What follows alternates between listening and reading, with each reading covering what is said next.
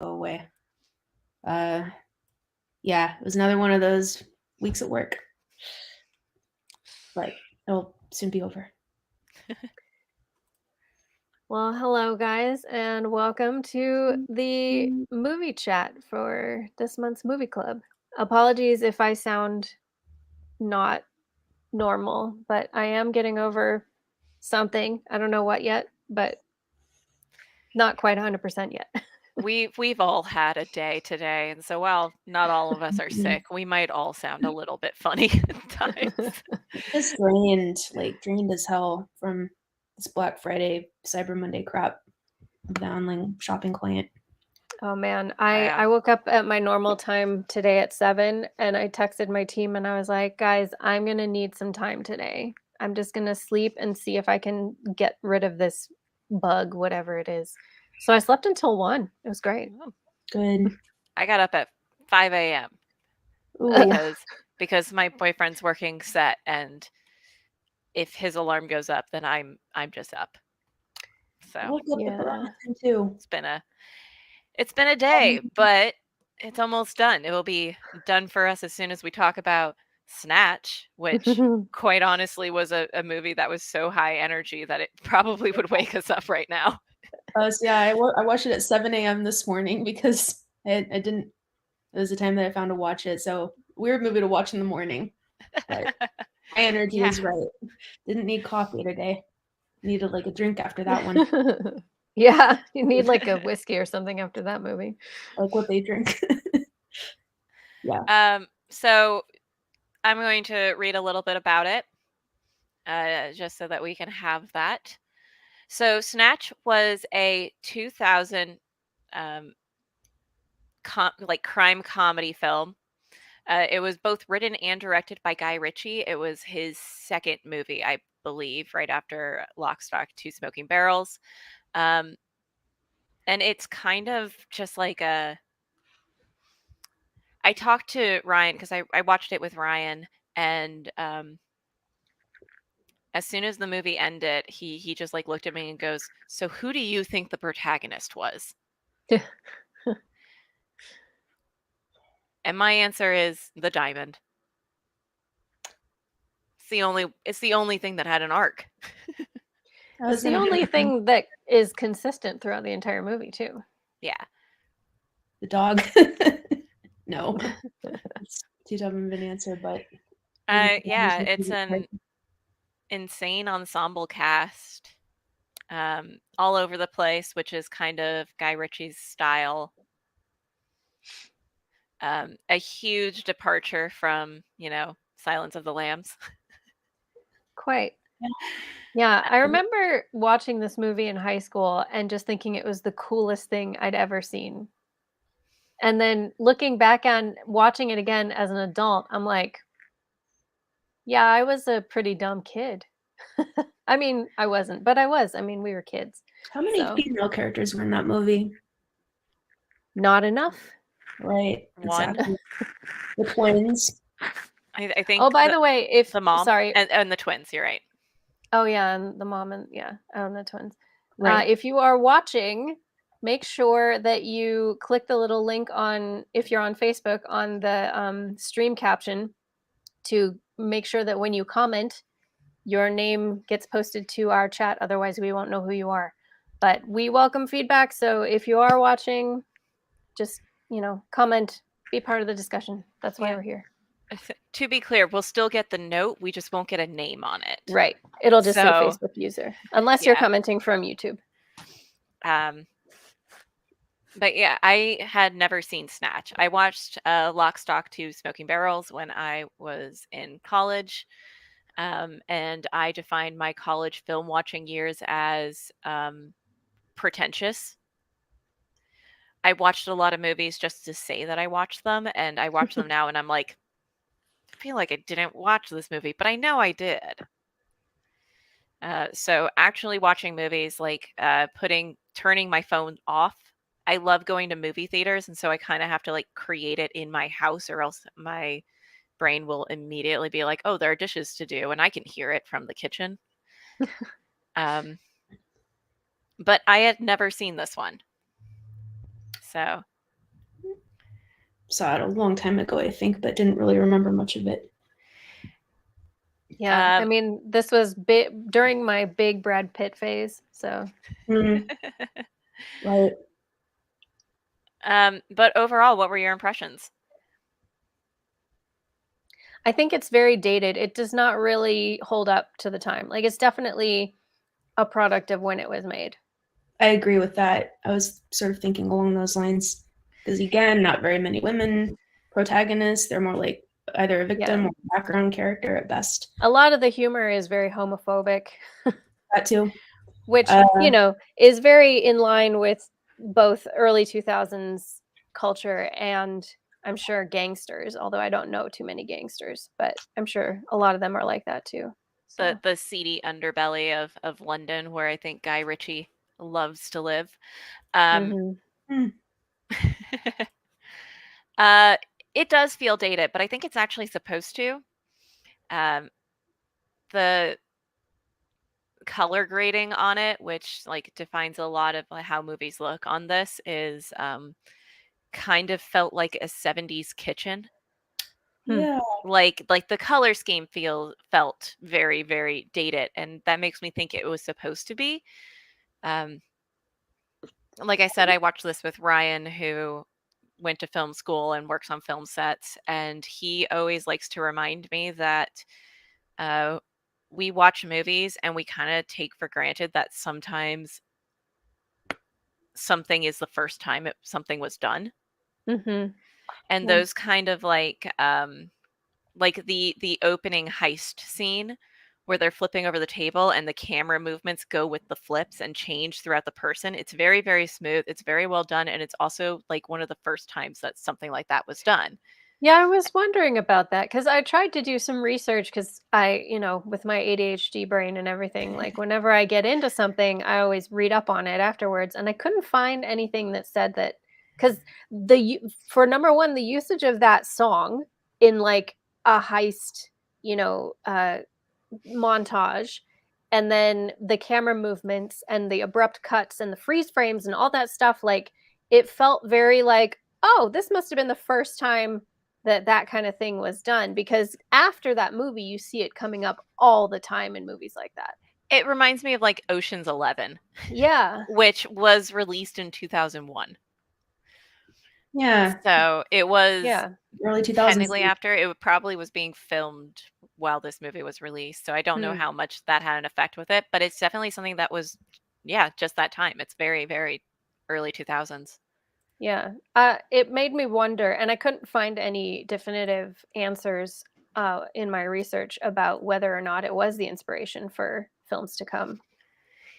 Yeah, I'm kind of taking his word for it on that. It probably isn't the first time that it's done, but it is like when he said that it was kind of one of the first instances where I could think about it, like the entire pacing of it feels incredibly hectic.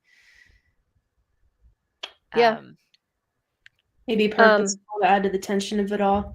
I will say my favorite part of the entire movie is the opening scene.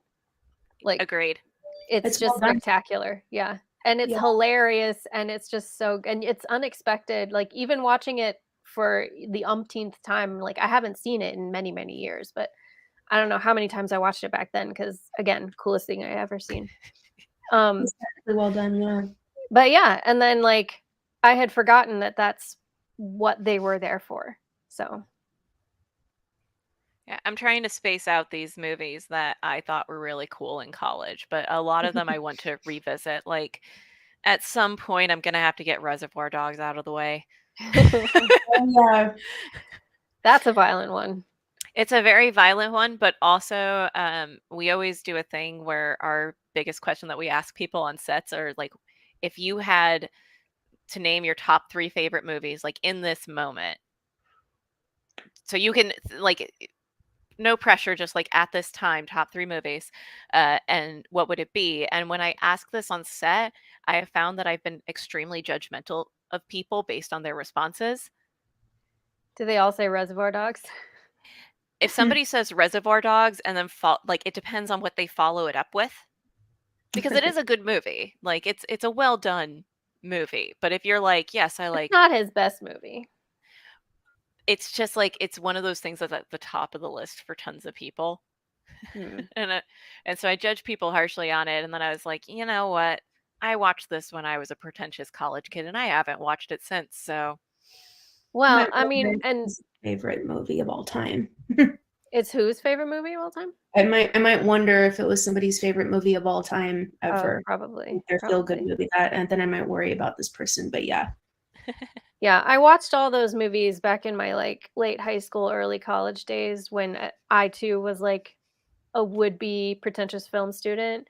And yeah, it's like yeah, it's not my favorite of his films. It yeah, it kind of set the tone for where his career was going to go, but it's not I didn't think it was spectacular. I think that this movie falls in line with that, and I think it's funny that we are now three women talking about this because it's clearly a movie that was made for men. the pretentious film school part two. I can also Well, but at middle the same film time, school. at Anybody the same watching from college should excuse me. be funny. At the same time, though, like you say that, and it's probably true, but he also cast like eye candy in it, and took many excuses to take Brad Pitt's shirt off several Hmm. times throughout the film. Was he the And only shirtless one? what? Was he the only shirtless one, I or were think there so, others? yeah. Oh, okay, then yeah.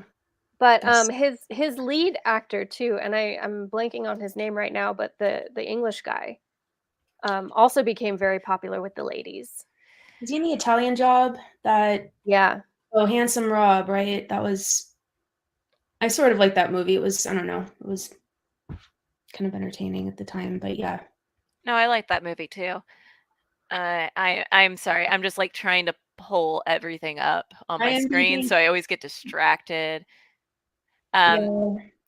but yeah, no, this movie definitely does feel like it was made for a very specific audience that was very popular at the time, and I think that's part of the reason why it feels so dated. Um, Maybe. I don't think it was a bad movie. I mean, if I think about like my grading like criteria for it, like it was technically well done. The writing was exactly what it should have been. I don't really know how to judge the acting in it, to be completely honest. The acting was very like it was what it was for the film that it was. Yeah. Um There Not to say wasn't that it was good or bad, but there Well, so wasn't a lot of nuance. Like there was no. no reading between the lines, and so it falls into that category of like I don't know if it was good editing or good acting because it's not a lot to go on. Um, Right. and I I mean, it will kept my say attention. So yeah, I will say that and I need to look up his name because I don't know it. But one of the robbers, one of the three um like not pawn shop. They ran the pawn shop, is that right? And then they tried to rob the bookie. oh, oh, the three black guys. Yeah. Um, so they were played by Lenny James, Robbie Gee, and Ada. That's all it says. Yeah, I'm Or not Ade. I don't know. It's Ade. I am not going to know based on that which one I'm talking about. But Hmm. one of them I did think had such a good deadpan comedic delivery. Like as far as all the acting goes, his stands out to me because he was so just emotionless and it was so funny in just the way that he delivered the most ridiculous lines. It was great.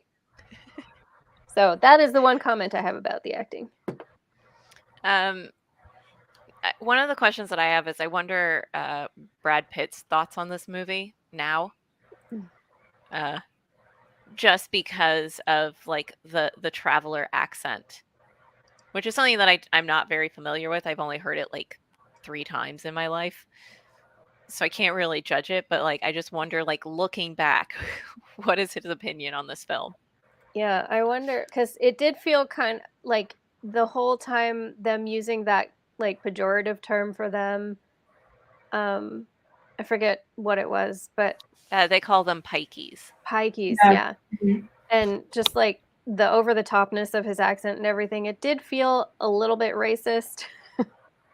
Even though they're Irish white guys, even so, I was like, Yes, there's still racism amongst white people against other white people. yeah. Well, Oh, and yeah. in Yeah. in Oh, in yeah. Europe, the Irish You have are- been historically, very treated very poorly. I'm very interested in that because I'm part Irish, like at least by half. I'm actually reading about the Irish travel. I was reading about the Irish travelers, so it made me interested in it. Yeah, it's a very specific subset, and it's very rare to see it portrayed in, but that could be said about a lot of things. And but yeah, Traveler is a very, very, very small subset and a very interesting uh, subset that like I said, I've really only seen 3 times in my life. Oh, and not to mention that they kept calling them the G word too, that we don't say now. So yeah, very dated in that respect. Right. Yeah. Um, the color scheme on it always threw me off through the entire movie. I'm not gonna lie. I spent a lot of time talking right after we watched it about how cheap it looks and about how that was actually what he was going for. Mm. And Muted colors, yeah, very muted, very yellow green. almost black and white, film noir style. Yeah. Um, I actually don't know what the budget was on it. So it had a budget of 10 million, which is very low for a film. Although for 2000s money, I don't know anymore. Yeah, I maybe think like that's still pretty low. I mean, you can tell in the cinematography and the sets and, the locations and stuff that they tried to keep it fairly low budget. Right.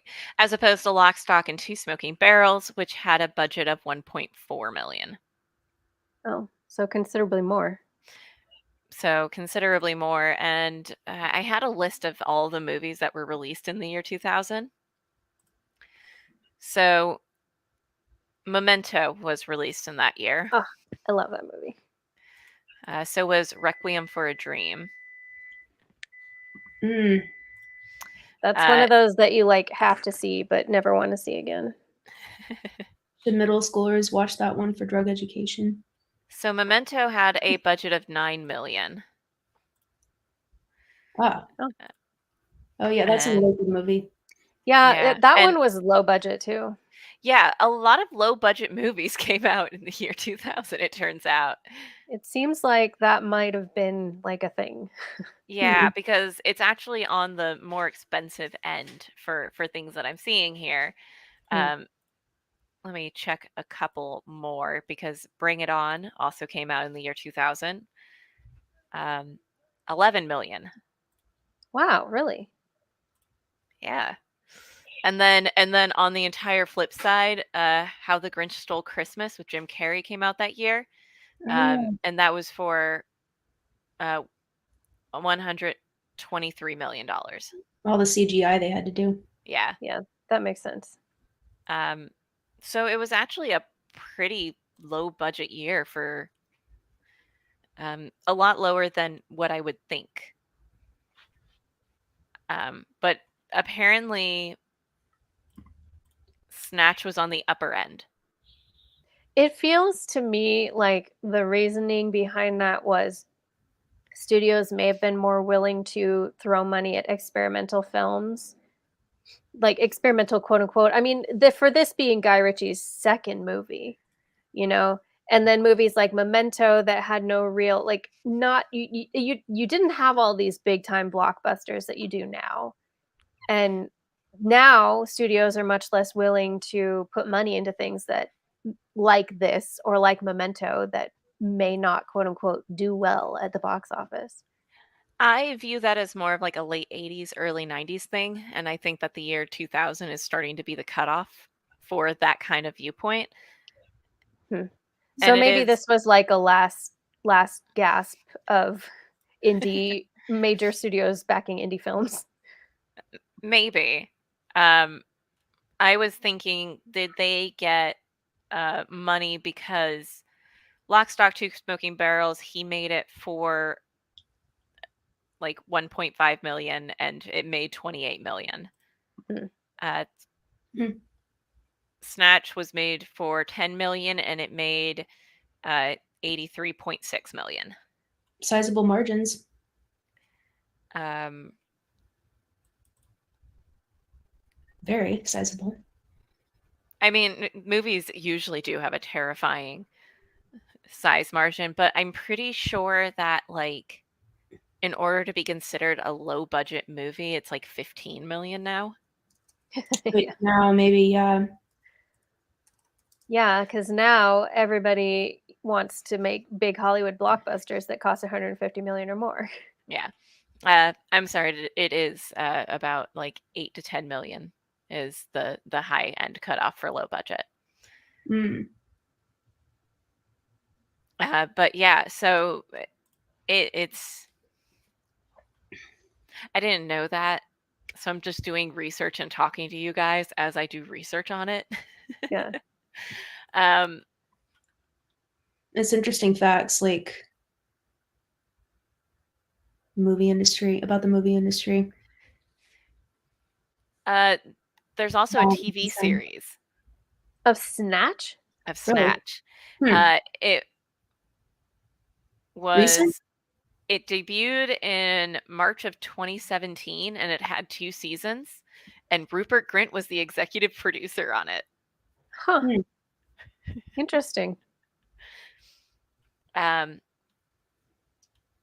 yeah, this is an interesting movie. I mostly picked it because I hadn't seen it before and it felt right up the alley of something to watch as a film. But like having watched it, I'm not sure if there's like any sort of philosophy that I can like latch onto for it, other than just like the chaos of it. And it was very fast paced. And I think he did an amazing job of showing off chaos for something that didn't really have a plot. Yeah. Um, and there is very, very little on the production of this. Literally, usually I'm used to like finding production information on like shoots and it'll be like, yes, this is the writing process that this person went through and when it was written and then it got passed to this person. And literally all it says is principal photography for Snatch was filmed between October 18th and December 12th in London and Buckinghamshire. However, a half-hour documentary of the production of the film was released featuring much of the cast along with Ritchie. I've not watched said half-hour documentary. If I was a better club host, I would have. Hmm. I might actually go watch it just because it is an interesting thing. And I think this movie, the thing to talk about would be the actual filmmaking of it and the process behind what went into it. By the way, the actor I was talking about was Robbie G or Robbie Gee. I'm not sure. Oh, Robbie Gee. Vinnie But yeah. Vincent. He was my favorite character. Oh, yeah. My favorite character was the dog. Well, Mine too. it was his dog. It's not credited in Wikipedia article that I saw. It was well trained. True. It was an important part of the movie. Movie budgets 2000.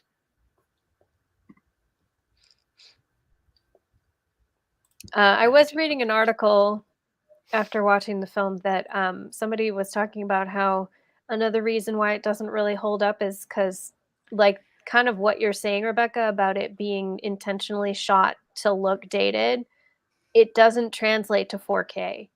So there's no external market off of buying it on DVD. You can't upscale it to make it look right on a 4K screen. So There's a lot of movies like that. I actually tend to downgrade a lot of my videos, or at least when it's doing older things. Right after 4K came out and my parents got the TV, I watched a TV show with them, and it just like looked like a set.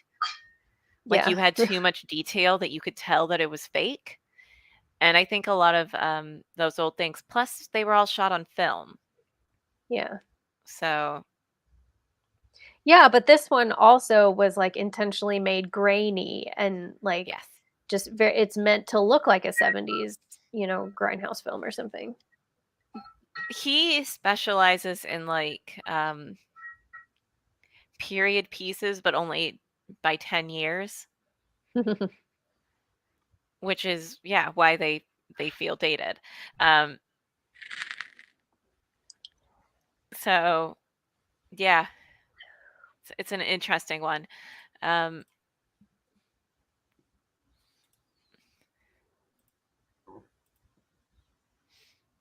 I'll be completely honest.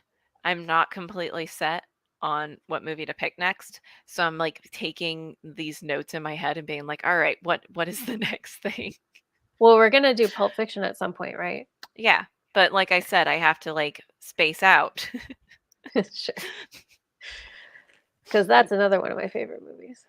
Yeah, I have a whole list of them, but like I said, I'm trying to space them out so that we like aren't watching all the same movie or same style or same Yeah, genre for sure. all at once. Did you get the submissions that I put in? I did. Okay, good. I have to go through and like find out what's on. I have an idea of what I want. I just don't know if it's the right pick for right now. Yeah, for sure. Have you guys Um, seen Being John Malkovich? that is one of the things that Beckett suggested. I like that movie. Oh, Yeah, I think it'd be a Hilarious. fun one to analyze now because I Oh, haven't yeah. seen it in ages. It's trippy as hell for sure. Yeah, it's a fun movie. Yeah. So in terms of Snatch, it's kind of as far as a film to discuss, not a lot. Yeah, I think it's hard to categorize because it's like, on the one hand, it's a jewel heist movie. On another hand, it's like a gangster movie. On another hand, it's a boxing movie. Like, what even is this movie? Yeah, think- two plots intertwined. Yeah. I think that is it's chaos in movie form. The only line throughout all of them is a single diamond that you really only see twice. hmm 3 times, I think. I think you see it like 3 times. I Mhm. also really loved Benicio del Toro's character and was surprised that they killed him off so quickly because he was one of the funniest guys in the whole movie. And they did it so unceremoniously as well. Yeah. Like they kind of painted him as like being this big thing, and then he's just gone. Yeah, and you don't even see his face or like see him get shot or anything. He's just, oh, now he's gone. He had to do something else that day. I must have I blanked guess, what yeah. happened when I watched this movie at 7 a.m. this morning. I woke up at 5 a.m. also, so I was like already probably a little groggy. No coffee, and then and then like a drink. They might not have been able to get him for the entire shooting process. He released 4 movies in 2000. That would make sense because after he gets taken, we don't see him again without the bag on his head. Yeah. Oh, so that was why he needed to go work on other movies. So Yeah, he had another set to be on. Yeah, including What's Traffic, happening? for which he received an Oscar for Best Supporting Actor. So he I was had gonna say, better things to do. yeah, he's like, Obviously. screw this movie. Can I get out of here now? My But my he other was one of the question, best parts. For the job. I will have to watch the short documentary on this movie because one of the things I had was how much of this was scripted. I don't know. Like, That's like- was it just scenes written on the page? Everything moves very, very quickly, Yeah. and some of the dialogue is so ridiculous that It wouldn't surprise me if Richie would like just kind of summarize to the actors what happens in this scene and then just let them improv it. yeah, and I'm very curious if that happened. maybe. especially with Brad Pitt's dialogue. There's no way that was written out. Maybe just like various pieces, like we need this word. Yeah. Did you use captioning to understand some thicker accents, or if I had to watch mine at lower volume because it was still kind of early, and I don't know, I'm not sure how loud or how thin the walls are in my apartment building. I watch everything with subtitles on. Yeah. Yeah, the subtitles actually tell you what he's saying, though. Yeah. So it doesn't have quite the same effect. Subtitles are interesting because some of the time you can like see where the differences are. Like sometimes it's directly from the script. So they've put what on the script so you can see the differences, and sometimes it's transcribed based on what they say. And it's really interesting to watch the differences. I can say that there was very little Russian in it, but they did not translate the Russian exactly. Yeah, YouTube, I know, is their captioning isn't always 100%, or it's like AI robot driven. Whereas if you run a movie on Amazon, it's different. I like movies on Amazon because when I pause the movie, it will tell me every actor in the scene. Oh, the X-ray thing, yeah. Yeah. I like that feature.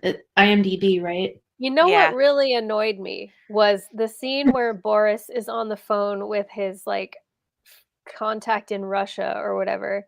And it's like you couldn't just find another Russian actor to speak Russian with him. Like he's already speaking Russian.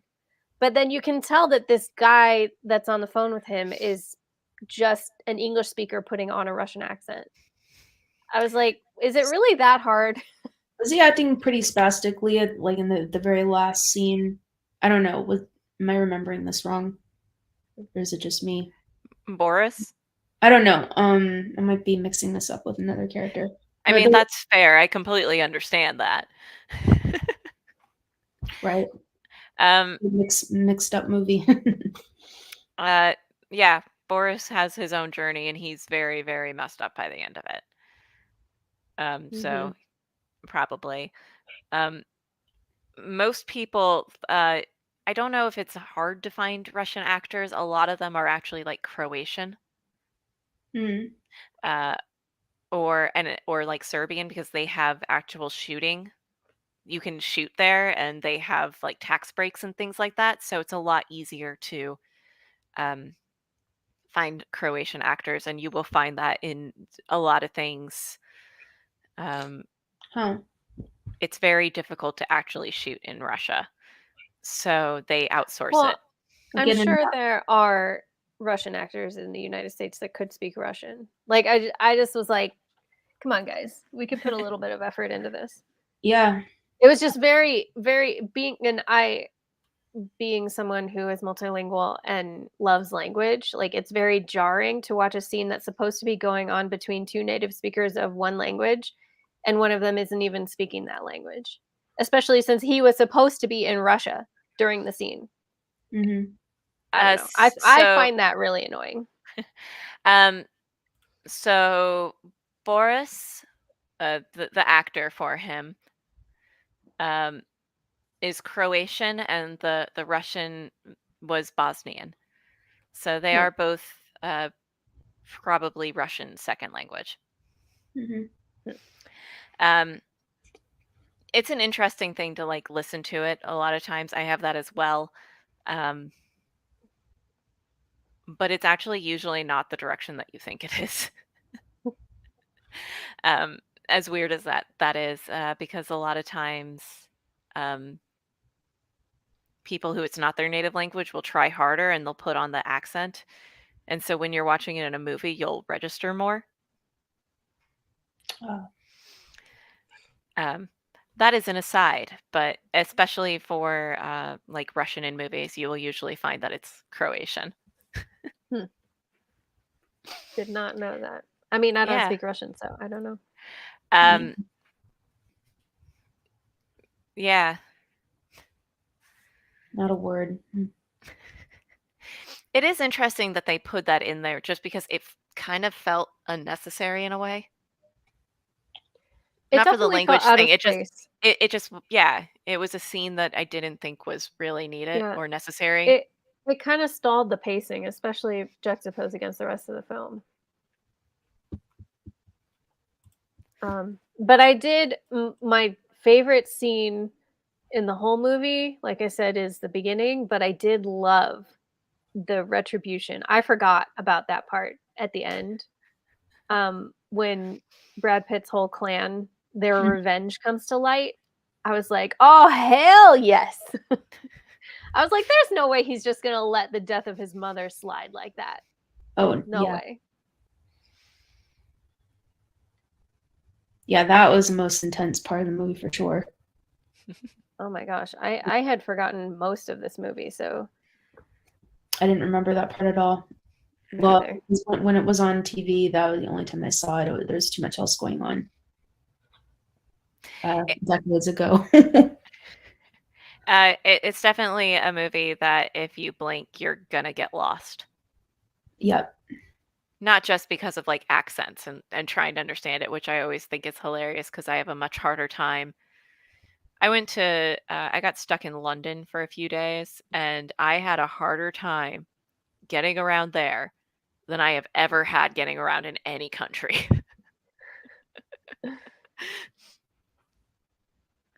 Yeah. They do have some funny English accents, especially in London. So yeah, I definitely had that of like blink and then lose track of what's happening on the screen. Yeah. Yeah, I had to rewind a couple times because I was like, wait a second, what just happened?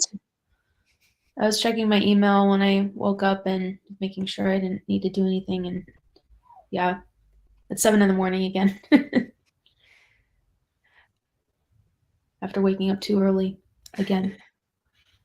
And then I was like, wait a second, did they just burn her alive in her trailer? And I had to like backtrack.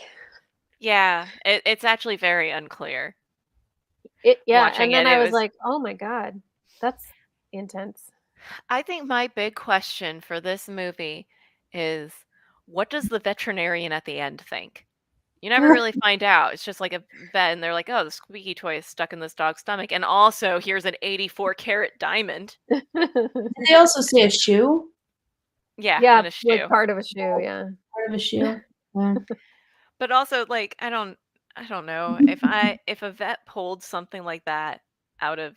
I used to live with a person who worked as a vet tech, and they came home every day that there was something weird that went on and told me about it. Whoa. So I have to imagine this 84-carat diamond wouldn't remain secret. Yeah, that's a pretty big find. Yeah.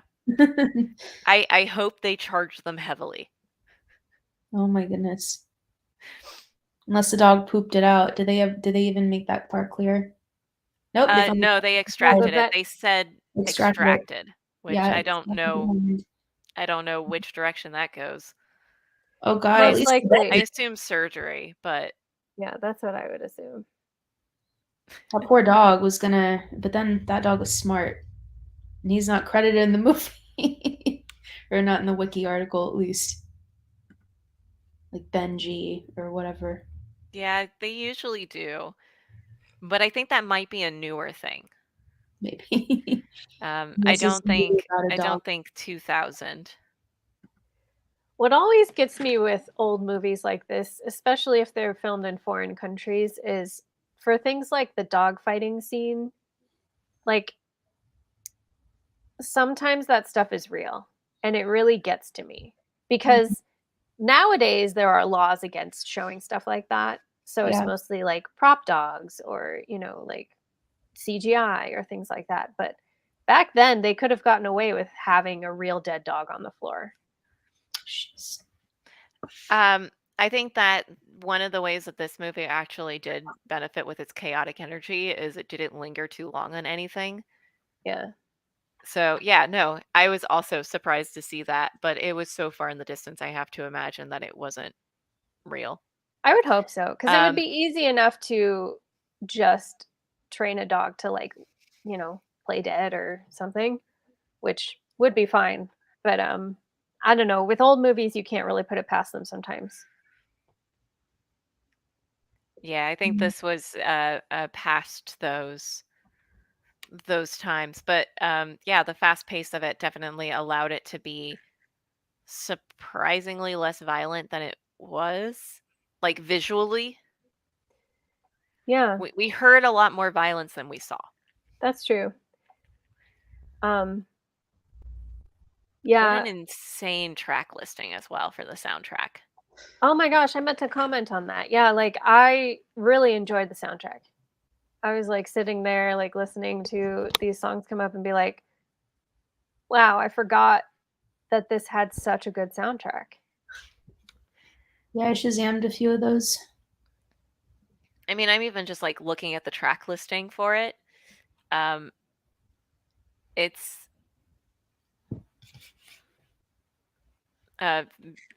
it's very long for the time frame. And very surprising, like unexpected choices.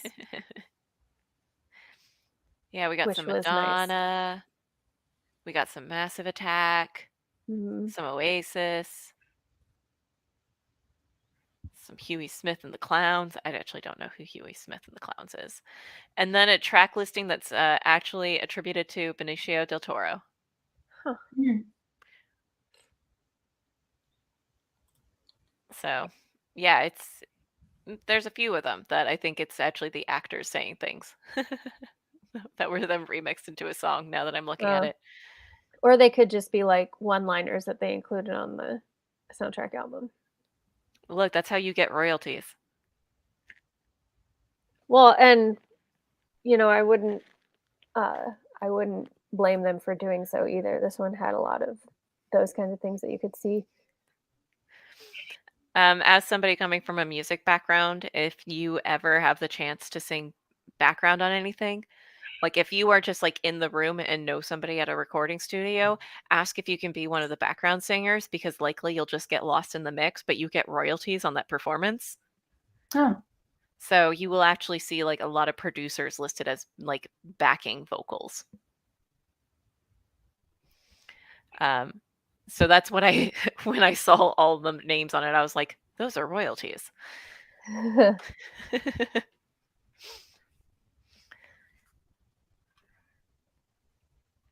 All right, I don't have anything to add. Yeah, I was just gonna say I am fading, so I think I need to go to bed soon. I'm also Yeah. apparently it's one of those weeks, isn't it? It's just going around. Yeah. Yeah, it always happens November, December. But I am going to let you go before we think of another point because I think we've been like winding down and then we'll mention one thing and then we'll just immediately jump back in. Well, I think I got all the things that I had like kind of put into my memory to bring up. I think I got them all out, so. I Yeah, had me very too. few today. Well, it's I know just one of those movies. It's kind of hard to, you know, to make a coherent commentary on it because it's not a coherent film. Fair. one line I disliked was when they told the mother to make her sit down. Like, what? No, they didn't.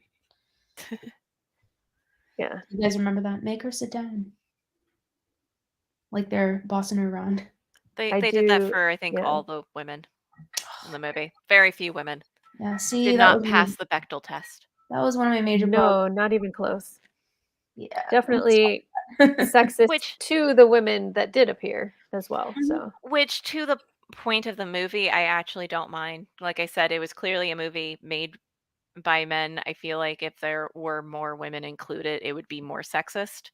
Probably. So Not that I had high expectations, yeah.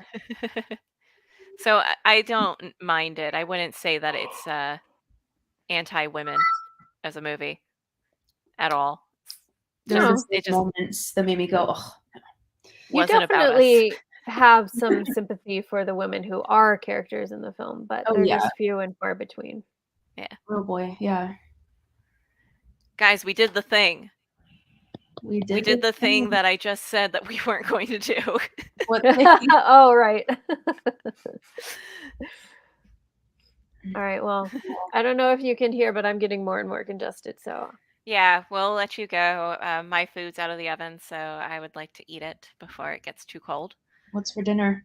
Gnocchi. Oh, that's I had gnocchi too. That sounds good. It was baked and it just came out, so I am gonna go eat that. And Awesome. I Enjoy. hope that you all have a lovely evening, and I will post December picks tomorrow. Awesome. We look forward to them. All Right. right. Thanks. Bye, Night, all. guys.